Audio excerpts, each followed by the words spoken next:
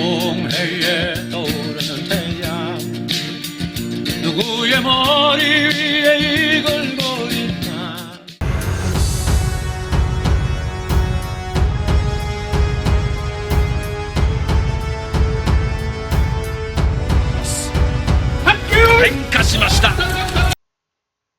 여러분 안녕하십니까.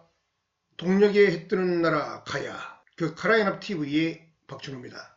여기 보면은 조선, 카라사르, 홀본, 옛날 졸본부여 앞에 분 홀본이죠.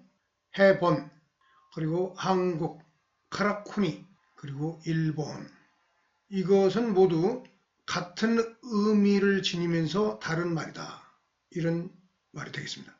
그 뜻은 그런데 하나로서 카라이다. 카라는 해의 땅이라는 뜻입니다. 그러니까 이 조선, 홀본, 한국, 일본이 뜻으로 즉 훈으로 읽을 때는 카라가 될 수밖에 없다. 자, 이제는 부채꼴 햇살 전략에서 다음은 중국 주정학의 이익에 대해서 말씀드리겠습니다. 이게 이제 중국 주정학의 이익, 중국이 세력 범위를 확장했을 때 이런 그림이 될 수 있다 이거죠. 이게 보면은 이게 그 영향권이 유라시아 초원의 이게 투르크벨트 지역도 영향권 안에 들어가는 거죠, 중국이. 중국하고 장사해 먹기 살기 위해서 이 중국한테 납작 엎드릴 수밖에 없어요. 옛날에 흉노 세력. 그 다음에 서남아시아. 이런 식으로. 이게 호주도 영향권 안에 들어가는 겁니다. 이게 서태평양 서쪽. 이게 한국과 일본도 전부 이렇게 당연히 들어가죠. 그러니까 중국이 세계 패권을 쥐기 위해서는 한국과 일본을 자기 수중에 넣어야 돼요. 왜 그러냐? 이 세력이 가장 강한 세력이에요. 인도, 호주보다도 이 두 세력이 가장 강한 세력. 이 세력이 시장도 강하고 기질상으로도 문화적으로도 강한 규율이 잡혀있는 세력이죠. 이 남방의 세력들은 좀 문화적으로 질이 어떤 문화적으로랄지 기질적으로 좀 질이 멸렬하고 중국의 나발로 이걸 다 흡수하는 데 있어서의 중요한 세력이 이 두 세력이다. 하여튼 중국의 지정학적 이익에 대해서 말씀드리겠습니다. 목표는 서태평양과 유라시아 중남부의 지배자가 되는 것이다. 근데 이거는 뭐야? 러시아와 미국과 충돌할 수밖에 없다. 그러잖아요. 그래서 만들어놓은 게 1대1로 하다가 지금 잠시 좀 주춤하고 있는 상태인데, 근데 이걸 하기 위해서는 목표가 1차적으로 타이완을 합병하는 거예요. 타이완 합병. 타이완을 합병하게 되면은 서태평양에서의 해로의 잠수함이랄지 이런 군사 무기, 원자력 잠수함 같은 게 중국도 만들고 있을 텐데요. 이런 것들은 이제 해저로 깊이 들어갈 수가 있어요. 타이완을 넘어서기 전까지 바다가 낮기 때문에 이게 다 위에서 보면 보이는데, 타이완을 넘어서 동쪽으로 바다 들어가면 굉장히 심해가 돼가지고 잠수함들이 숨어들기가 좋아요. 타이완 합병이 굉장히 중국의 지정학적인 이익에서는 아주 핵심 이익이 되는 것입니다. 즉 바다로 나아가는 데 있어서의 명분도 있고, 이건 원래 중국 땅이었어 하는 명분이 있잖아요. 타이완 사람들이 싫어하지만은 중요한 것은 중국 사람들이 그렇게 생각하지 않는다는 거죠. 그래서 타이완을 합병하고 중국 나발리에 집어넣게 되면은 필리핀이 바로 위협을 받죠. 그리고 이제 해저, 서태평양의 해저가 미국 입장에서는 안보가 불안해지는.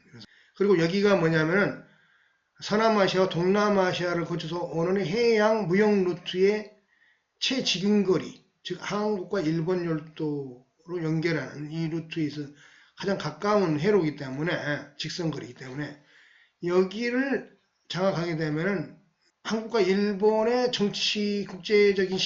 국제정치 심리를 흔들 수가 있어요.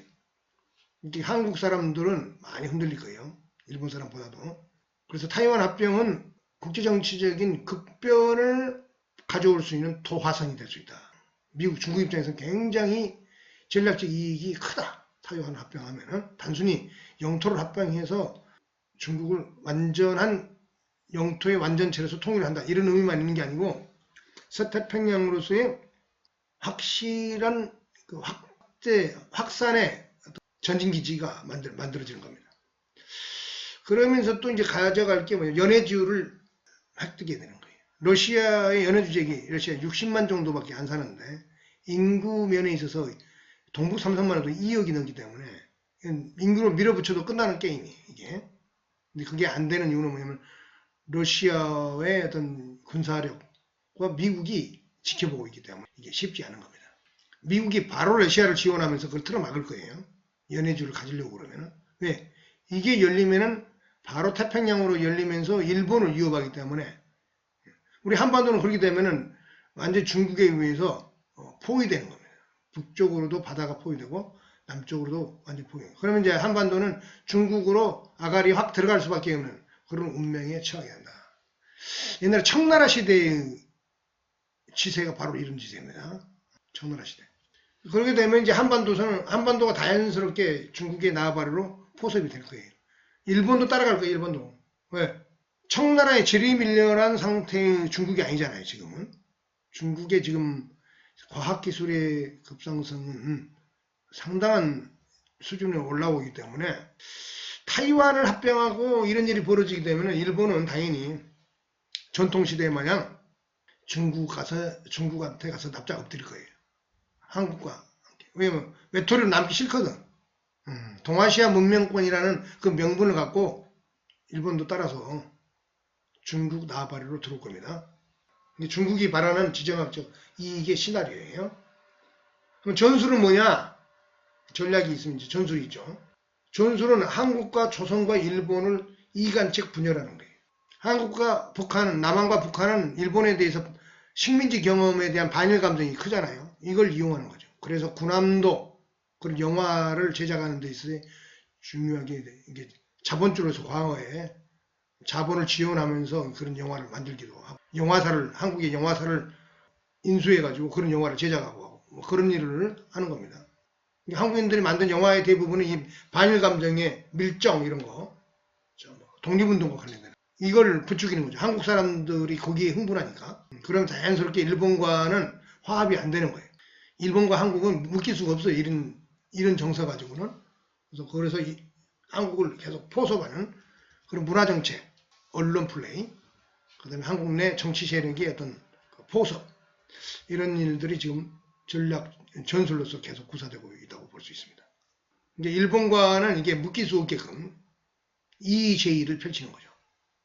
또 하나는 북한을 자기 나발에 넣어가지고 연해주를 갖지 않더라도 태평양 동해로 나올 수 있는 그런 길을 또 출구로 모셔갈 수 있는 그런 전략도 갖고 있다고 봅니다. 이게 북한의 급변 사태가 왔을 때 그걸 노리면서 밀고 들어올 수가 있어요. 이거는 그런 상황이 되면은 이거는 북한이 그걸 좋아할 리가 없잖아요. 한국인으로서의 자존심이 있는데 북한은 이걸 두려워하는 겁니다. 사실은 두려워하고 있고, 그리고 러시아가 이걸 좋아할까요? 연해주를 위협하는데.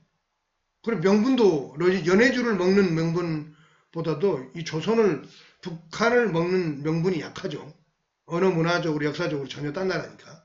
근데 연해주는 옛날에 만주족 청나라의 땅이었기 때문에 그걸 밀고 들어오면 명분이 돼요. 중국 입장에서. 원래 이거 옛날에 우리 땅이었어 이런 거지. 러시아 너네들이 우리 그때 먹었지 우리 약할 때. 어떻게 북한을 밀고 들어오는 거 러시아 입장에서는 불편한 겁니다. 일본도 불편하죠. 동해로 바로 나와서 이렇게 군사 기지가 원산이랄지 함흥 그쪽에 만들어져 가지고 일본 열도의 북부를 위협한다. 러시아가 국경으로 접해 있는 것이 편하죠. 일본 입장에서는. 왜 그냐? 그쪽의 영토는 러시아가 군사력적이고 강국이긴 하지만은 인구가 적기 때문에 더 이상 팽창의 욕구가 그렇게 있는 건 아니에요. 러시아가. 그렇기 때문에 북한 연해주를 통해서 태평양으로 출구를 모셔가는 중국의 전략에 북한, 러시아, 일본 당연히 미국도 그걸 방어하려 들 거예요. 결국은 그쪽으로는 철저히 봉쇄될 수밖에 없는 그런 국제적 환경에 있다고 볼 수 있습니다. 쉽지 않아요. 그러니까 군사 체계가 그러니까 그 우주인처럼 돼야 돼. 우주인 정도의 군사 체계를 지구인과 우주인 할 때 지구를 쳐들어오는 우주인, 스타워즈에 나오는 그 우주인 정도의 수준이 돼야 돼. 그래야만이 이걸 만들어낼 수 있어요, 중국이. 지금 현재 상태에서는 불가능하다. 왜? 북한, 러시아, 일본, 미국이 함께 이걸 막을 거예요. 북한이나 연해주를 통해서 태평양 출구를 모셔가려고 나오면은 이걸 가만두지 않는다 이거죠. 전쟁을 불사할 거다 이거지. 그래서 중국의 지정학적 이익은 하여튼 거기에 있긴 하지만은 저항 세력이 만만치 않다. 한국과 조선의 입장은 무엇이냐? 그럼 여기에 대해서 한국과 조선은 북한을 말하는 겁니다. 일부러 제가 조선과 한국을 따로 썼습니다. 우리의 이익은 반일 민족주의를 카라 연합으로 전환해야 돼요. 그래야 이익이 이게 돼요. 왜? 이런 전술에 이거 안 하면은 카라 연합주의라는 세계관을 만들지 못하면은 반일 민족주의적인 정체성 상태에서는 이 한국과 조선, 일본 이간책 분열을 그냥 말려드는 거예요. 지금 현재 그러고 있는 겁니다. 그래서 카라 연합주의를 배양해서 키우고 이쪽으로 전환해야만이 이걸 막아낼 수가 있어요. 이걸 뇌수를 바꿔야 돼요. 뇌수를 바꿔. 그래서 그런 카라 연합주의의 새로운 세계관으로 거듭나야 된대요. 카라 연합주의의 그 상징이 뭐예요? 일본 수모입니다. 일본 수모. 한국 사람들 이거 기분 나빠할 수 있는데 일본 수모는 고구려 씨름입니다. 북한 일본 수모 받아들여서 하세요. 한국 사람들 일본 수모 받아들여서 하세요. 백제를 통해서 일본에 전달된 고구려 씨름입니다. 그대로 고대 그 모습 그대로 하고 있는 거예요. 고려 시대까지 한국인들이 했습니다. 그게 수박희입니다. 무신 집권시기의 집권기 그 승자의 한 사람인 이의민이 이걸 잘했다고 역사에 기록되어 있습니다. 이의민 수박희에 등했다. 고구려 씨름 수모는 원래 한자로 상박인데 일본시로 읽으면 쇼보 관용화돼서 수모가 된 겁니다. 수모는 고구려 씨름이다. 그 시작할 때 구령을 심판이 하기오라고 함경도 사투리로 붙이고 승패를 가를 때는 이긴 쪽에 가저 하면서 끝난다. 가저, 갔지. 일본 사람들은 그 말이 본래 무슨 뜻인지는 모르는데 자기들 선조들이 그렇게 써왔기 때문에 지금도 그대로 전통을 지킨다고 그 말 용어를 그대로 쓰고 있다. 그래서 시작할 때 하기오, 끝날 때 갔지 이렇게 끝나는 게 일본 수모입니다. 고구려 좋아하는 우리 김정은 위원장과 북한 동포 여러분, 일본 수모 하세요. 그게 고구려의 문화를, 고구려의 정체성을 회복하는 거예요. 카라 연합 받아들여야 됩니다. 러시아와의 연대, 그러면서 러시아하고 연대를 해야 돼요. 연대. 러시아와 연대를 하면서 연해주 개발을 같이 프로젝트를 짜서 한국과 일본, 북한이 같이 거기에 참여해서 미국과 함께 그쪽을 갖고 나가야 돼요. 그쪽을 갖고 나가야 돼요. 그래서 러시아와 연대하면서 카라 연합이 미국과 동맹으로 나가요. 이게 중국과 아주 척지지 않은 거냐? 이렇게 말할 수 있지만은 현실적으로 한국인들이 선택할 수 있는 최선의 대안이 이거기 때문에 어쩔 수 없어요. 중국인들, 한국인과 일본인들을 옛날처럼 자기 나와버리에 놓고 싶으면은 힘을 기르세요.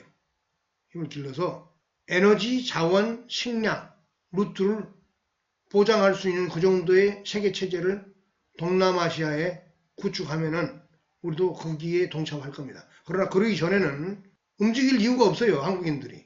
북한이 거기에 동조해서 움직일 이유가 없어요. 일본인들이 거기에 동조해서 움직일 이유가 없어요. 왜? 미국이라는 세계 패권이 쥐고 있는 상태에서 죽을 일만 남아있죠. 그거 하다가는. 미국을 넘어서서요. 중국인들이 한국과 일본과 북한을 자기 나와바리에 완전히 놓고 싶다면은 미국을 넘어서세요. 그러기 전에는 움직이기가 어렵습니다. 왜 그러냐? 식량, 에너지, 자원의 공급 루트가 중국이 우리한테 보장할 수 없잖아요. 그거 막히면은 국제 무역이 막히고 죽는데. 여하튼 중국 지정학의 이익인 바로 이런 것입니다. 한국인들은 어떠한 전략적 판단을 해야 될 것인가? 많은 고민거리가 되는 얘기가 되겠습니다.